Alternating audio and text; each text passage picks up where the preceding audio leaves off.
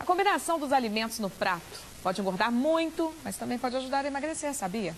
Quer saber como agora, né? E por quê também? Então nós vamos perguntar ao nutricionista e coordenador do curso de nutrição do Centro Universitário UNA, Peterson Tonini. Bom dia, bem-vindo. Bom dia, Elisângela. Bom dia, telespectadores. A combinação que a gente mais conhece é do arroz e feijão aqui no Brasil, né? Ela é muito tradicional. É verdade que quando a gente come arroz separado, a gente tem uma tendência maior a engordar do que se misturar com o feijão? Porque o feijão ajuda a emagrecer? Existe uma verdade nisso? Na verdade, a mistura arroz e feijão ela é perfeita, né? Porque o arroz ele tem uma deficiência de lisina, que é um aminoácido essencial para o nosso organismo, e o feijão tem a deficiência de metionina, que é outro aminoácido essencial para o nosso organismo. Quando nós misturamos o arroz e o feijão, nós criamos uma mistura perfeita de aminoácidos que são precursores de musculatura, né, tecidos. Então, o que acontece é que quando a gente consome só o arroz, a gente está consumindo uma parte daquilo que a gente necessita, do essencial, e outra parte a gente está deixando para trás. Então, o consumo deles em conjunto, ele traz um benefício muito grande para o indivíduo, né? E para quem quer emagrecer, por exemplo, eu já ouvi isso, dizem assim, coloca bastante feijão e menos arroz. Porque o arroz é mais rico em carboidratos do que o feijão. O feijão tem um pouco mais de proteína do que o arroz. Então a gente diminui um pouco no arroz e aumenta um pouco no feijão. Agora, a gente tem que pensar que isso vai de indivíduo para indivíduo, né, Elisângela? Isso eu bato sempre na tecla de que tem que buscar orientação. Se você tem uma necessidade de emagrecer, uma necessidade de engordar, que é necessária às vezes também em alguns casos, isso precisa ser feito com acompanhamento de um profissional habilitado, que no caso seria o nutricionista.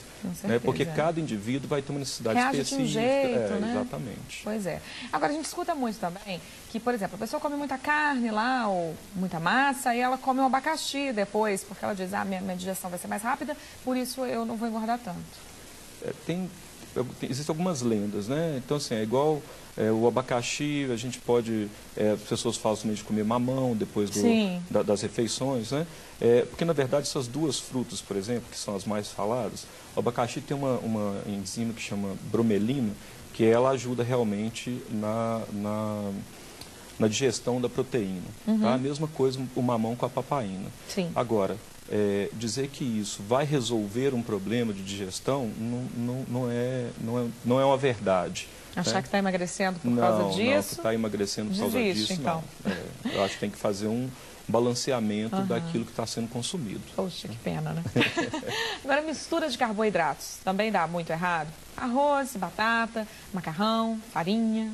A gente tem que pensar que na hora de montar um prato, né, a gente tem que lembrar que a gente está consumindo carboidratos no formato ali do arroz, por exemplo, e se eu tenho, vou dar um exemplo de um prato, né, arroz, feijão, uma carne assada e um purê de batata, né, então uma guarnição.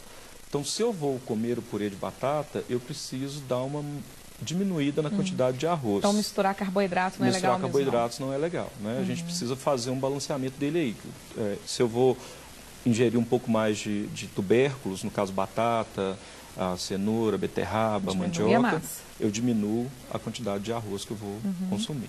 Meu Peterson, já ouvi dizer também que, por exemplo, quando a gente está fazendo uma refeição, se você tomar cerveja ou vinho, por exemplo, esse alimento pode fermentar mais e passar mais tempo no organismo, e daí você engorda mais.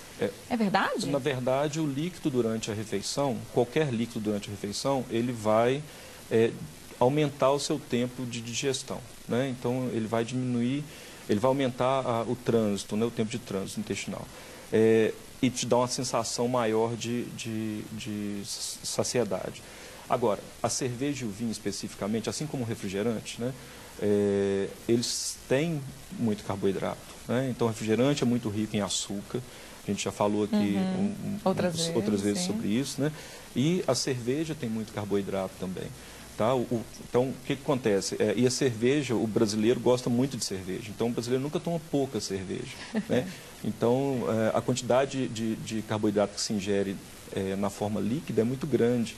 e aí a gente faz a eliminação, né? A gente ingere a cerveja, ele é um diurético natural, e aí a gente tem uma diurese maior, então a gente elimina mais líquido e continua tomando a cerveja. Então, o que você elimina, você não está eliminando o carboidrato, né? O carboidrato está sendo ingerido, está sendo metabolizado.